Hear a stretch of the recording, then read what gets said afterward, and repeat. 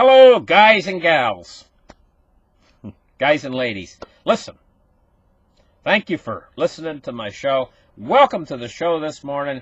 And today is Thursday, March 21st, 2019. It's a nice day out today here anyway. We got spring coming. Let's get right into it. And let's open up the charts right here and take a look at what's going on in the world of cryptocurrency. First thing we're going to take a look at is Bitcoin. Bitcoin's holding strong now, above $4,000. I notice a dovishness in the Fed. And, you know, this dovishness in the Fed, that how quick they're turning and changing directions. No more market hikes, no more hikes in interest rates, all of 2019. And they're going to scale back their quantitative tightening. It's having little or no reaction to the markets. But I think it's having a reaction to cryptocurrencies and gold and silver. Okay, so now next week, I think there's a strong possibility we could have a crash in the markets if Brexit has a hard Brexit next week, and they very well could. It all hinges on Theresa May getting this deal, passed, this deal that she's made with the European Union, or her getting it through Parliament. And I don't give it a strong possibility of her actually getting it through Parliament. It's a lot of peer pressure going on in Britain right now. We're going to have to wait and see. But in 1 week, if she can't get that thing through Parliament, in 1 week from now, we could very well have a hard Brexit and a market crash. And so this is kind of what my thinking is. Why I'm giving it now a 50-50 chance of Bitcoin test lows, because of market crash.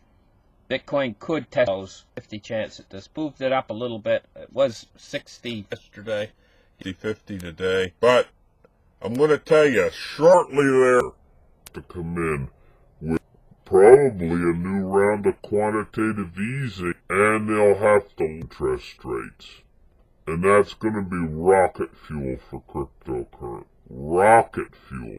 This will lead to mass adoption. I mean, this more than anything. A change in Fed monetary policy. And an awful lot of people do not realize of a change of Fed monetary policy that'll do the cryptocurrency. Explode. Okay, let's take a look at some of these here. First off, the mayor of Chicago. He says cryptocurrencies will save countries from financial crises. Well, you know, he's seeing what's happening in places like Venezuela. And that's why he's making this statement. But I don't say that it'll save countries from financial crisis. I think the full adoption of cryptocurrencies will cause a crisis.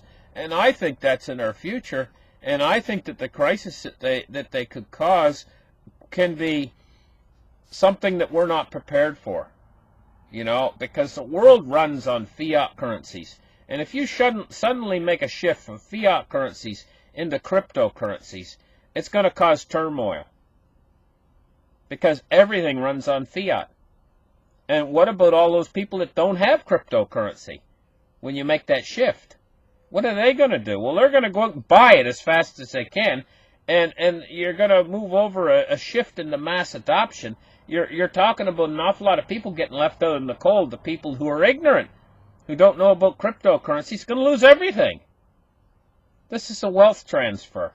And so, I don't think he realizes the chaos that this could cause if it moves worldwide. He says the trend lines are affirmative. Emmanuel spoke about the potential for cryptocurrencies to play a serious role in debt markets, as well as in third world countries. Yes, this is what's actually happening, and this is what's going to continue to happen. So let's move on to a different article here. Australia unveils a national blockchain strategy.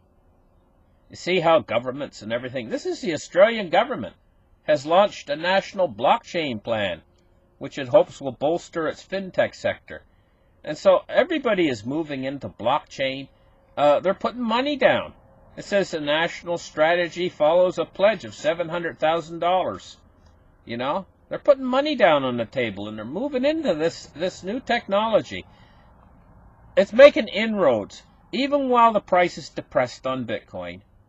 This new technology is making inroads. This new technology is going to win. I'm just hoping that it doesn't win too fast, because if it wins too fast, the disruption it could cause could be massive and widespread worldwide. You know? I don't want to see that. But I can't stop it. It's going to happen. Cryptocurrencies is the wave of the future. Mt. Gox. We're going to switch to this article right now. Mt. Gox. You know that pussy-looking little fat guy, it just makes me sick, who stole 850,000 Bitcoins? Disgusting. Absolutely. I'm going to label him the biggest criminal of all time. Ever. There's never been a criminal success story like him. You know? And the thing is nobody's ever... When Bitcoin reaches its final plateau, and they realize in history, and they look at the history, he stole 800,000 Bitcoins. And when Bitcoin, its final plateau worth, He'd be the biggest theft in history, and nobody ever gonna touch it. It's gonna be such a big theft. A monster of a theft. So he's gonna give back a little 141,000 when he stole 50,000? That's like stealing $100 and saying, okay, I'll give you $10. You know, but it's better than nothing. It's still an impressive amount. 141,000 Bitcoins. And 142,000 Bitcoin Cash, because the Bitcoin Cash, each Bitcoin made a Bitcoin Cash. It says, does this actually mean that users will finally get their funds back 5 years later? Mt. Gox is hodling funds worth over $500 million, and evidently they're going to start distributing these funds possibly to the people who... I mean, this is going to be a mess. I'm trying to find out who owned what and where. Oh, boy. You know, but, you know, he nearly killed Bitcoin. I remember the time when this was actually happening, Mt. Gox was going down, and Bitcoin was really, it was almost like dying, you know. I remember that. That was quite a time. But Bitcoin survived. Bitcoin survives everything.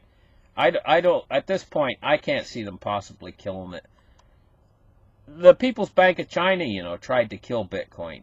They really worked hard at it. And they brought it down from $1,150 all the way down to like $140. And that's when I thought that it was going to be killed by the People's Bank of China.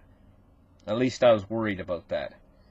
Lightning Labs releases alpha version of Lightning off-ramp solution for the solution to the Lightning Loop. I think they had this planned all along. I think the Lightning Network is only being established now, and I think that the whole thing was all planned all along. I think that this is the success. I think the success was already success before it ever started.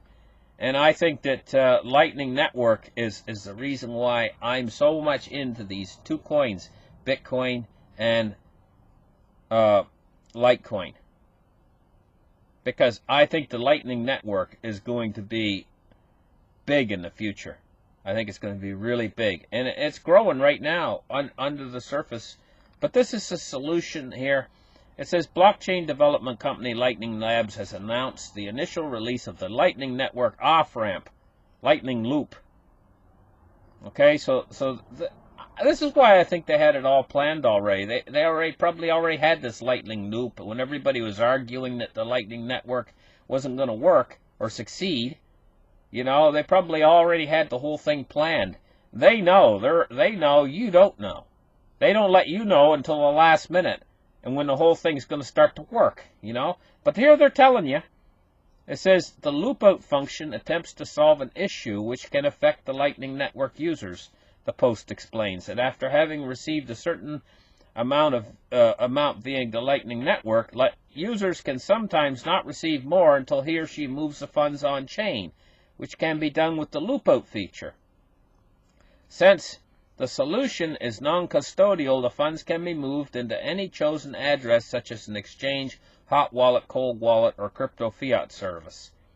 The announcement specifies for this release, loopout transactions are limited to a maximum of 0.1 Bitcoin. Yeah, but you know what? It says this is the alpha version, right?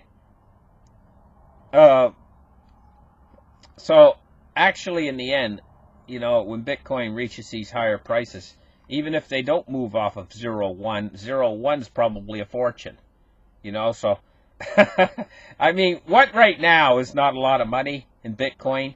0.1, you know, right now, what is it, 50 bucks, 40 bucks, you know?